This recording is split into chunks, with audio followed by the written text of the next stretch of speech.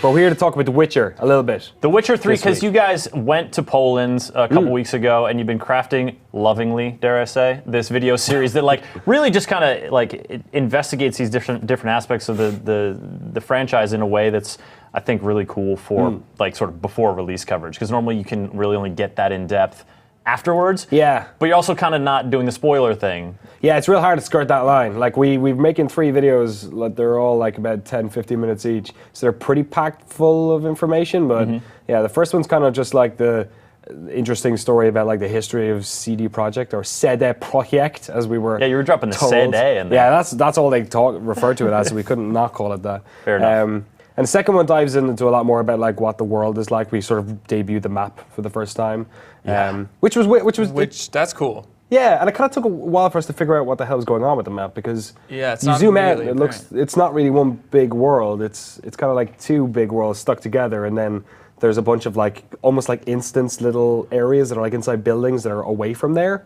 So the way you've described it, like you've described the game as sort of a fantasy Red Dead Redemption kind of feeling, but Red Dead Redemption entirely contiguous, just one map, right? But then you have, on the other hand, at the end of last year, Dragon Age Inquisition, which had large areas, but they were fast. You couldn't travel between them. Yeah. You had to have to fast travel, and some of them were just like a city center, so they're much smaller than like the wilds that were elsewhere. So it seems like this one.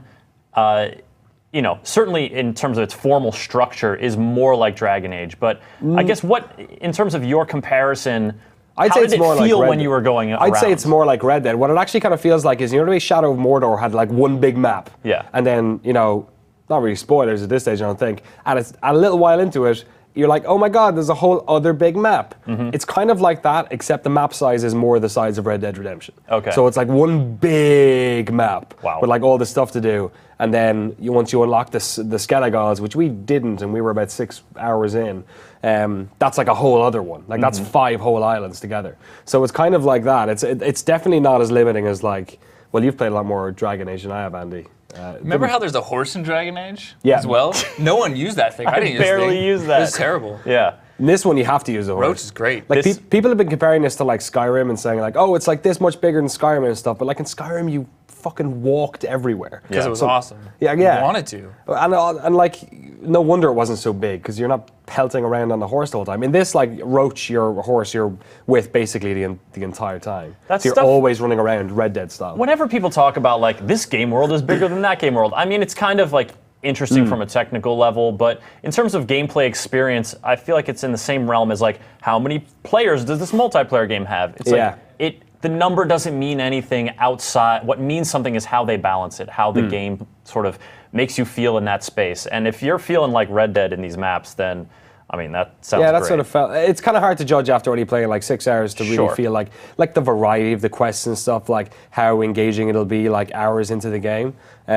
Most of that stuff we've covered in video 3, but since you're here, Andy, is there anything like specific you want to talk about that we didn't cover in the videos? Because there's quite a lot we didn't kind of by design, and then there's other stuff we've sort of forgotten about. But in either way, respect, is there anything like we didn't cover that you want to talk about? Well, the problem was there's some of the stuff is kind of too complex, and maybe we don't want to cover it because it's like stuff that's fun to figure out on your own. Like the leveling system is a lot different than the other games, but I can't for the life of me. Maybe it's because I was just like jet lagged as shit. But like, I can't explain it other than it's like divided into sections that unlock at level cap. So it's like 1 through 10, you have this many things. Like 10 through 20, it unlocks like 4 more skills, and then you can like put skills in and out, and then there's a mutagen slot within those ones that like if they're color coded, so they line up to the certain skills, it gives you even a bonus to that skill. Okay. Which I don't know if that makes any sort sense. of a way of Yeah. like reinforcing similar skill groups. Yeah, or just Or like coming up min-maxing or with something, yeah. min-maxing like styles, and they're all over the place. Like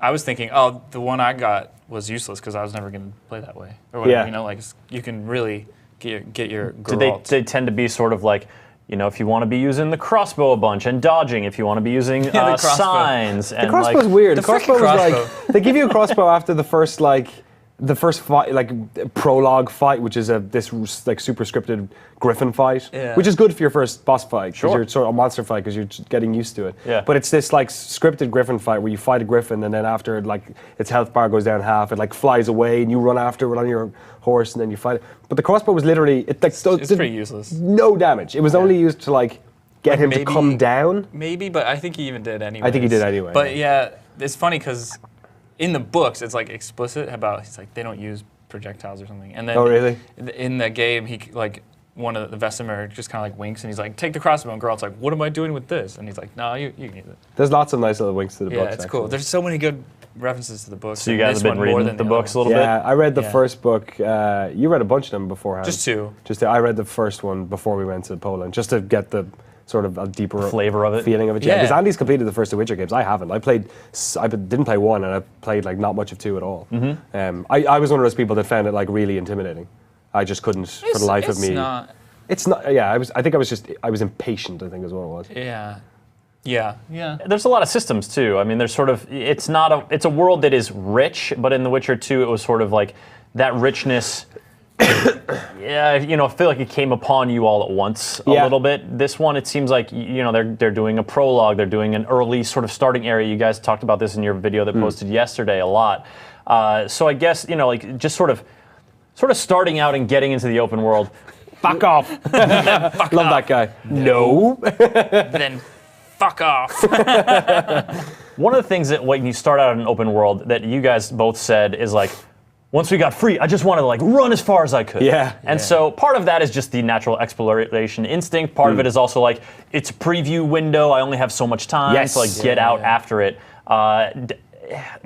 How do you feel, I guess, in terms of like exploration versus getting drawn back to following a quest? Could you get any sense of that in the short time that you were able to play? I mean, one thing I immediately noticed was like, from the first two games, I had this mindset of like, what to do, and I was like walking around the world, and I realized, there's a river there. I guess they don't want me going over there. But then I realized, oh wait, I can swim in this game, which you can definitely not do in the other two. So I'm like, oh, I'll go in the river, and then you go in the river. There's like all this stuff in the river, like treasures and secrets, and you're like, I don't have time to go do this. And then I was like wanting to really see this quest through that I picked up like randomly by going into some like herbalist house. She was like, you need to craft this potion.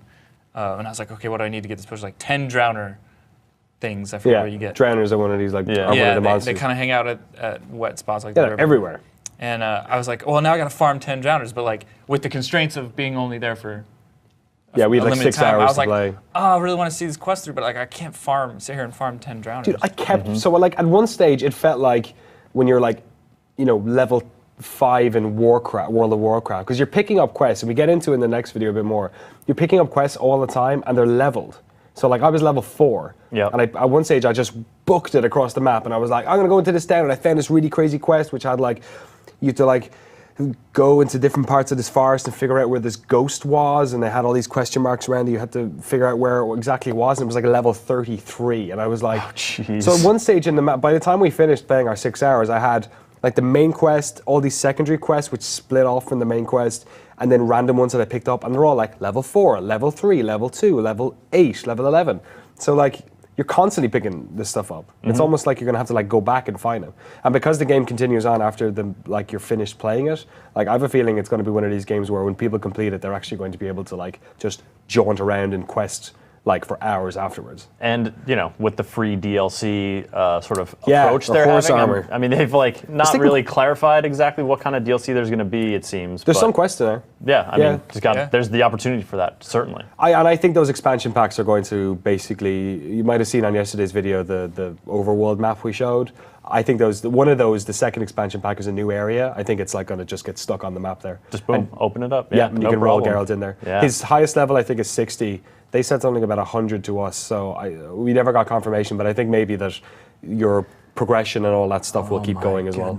Yeah, it's going to be great. Dude, so like, I guess I want to sort of ask, the hype train for this is like rolling pretty strong, and we've, that's hard to that's something that we juggle here, right? Like how much hype is sort of like, we're just excited for a new thing, but how much is like, this game actually has me legit excited? Yeah. Do you think it's reaching fatigue point? Do you think like it's coming into the station finally, it's like out in less than a month? Yeah. I think a lot. So that's like one of the main problems of doing these is that we're going to make 3 videos about this game. We did because we were interested in it. We went out there actually when there was a bunch of games coming out. So around that time, it was like, oh, here's another game that's... Yeah, it was like Bloodborne was out. Yeah, like started this month. Like It was crazy for like good releases. I went out there being like sort of cautiously optimistic as somebody who never dove into the other 2. Like, you're a big fan of them. By the time I left there, I was like, this is like, bro, this is like really the next few fantastic. months of my gaming sorted. Yeah, it's kind of like I don't want to, like, you can't tell after playing for 6 hours if it's going to keep you engaged at that Sure, level. yeah. But I got that feeling like when we left, we didn't talk about it intentionally, but the first hour or whatever of the game, we don't refer to, we want to leave it for people. But when that finished and you're sort of left out into the prologue area for the first time, I had one of those feelings when we got on the horse, you get on Roach and you walk down the path, and like the landscape is like, they do it in a place that's like, it looks gorgeous. Of course. And it felt like that Fallout 3 moment when you leave Vault 101 and it's like, boom, there you go. There it is. Motherfucker, go have fun. Get on blow out up there. a city. So it feels like that. not? So Yeah. I think it has all the ingredients of being a really great game, but like we can't really tell. We've only played for 6 hours. Yeah. Time will tell, yeah.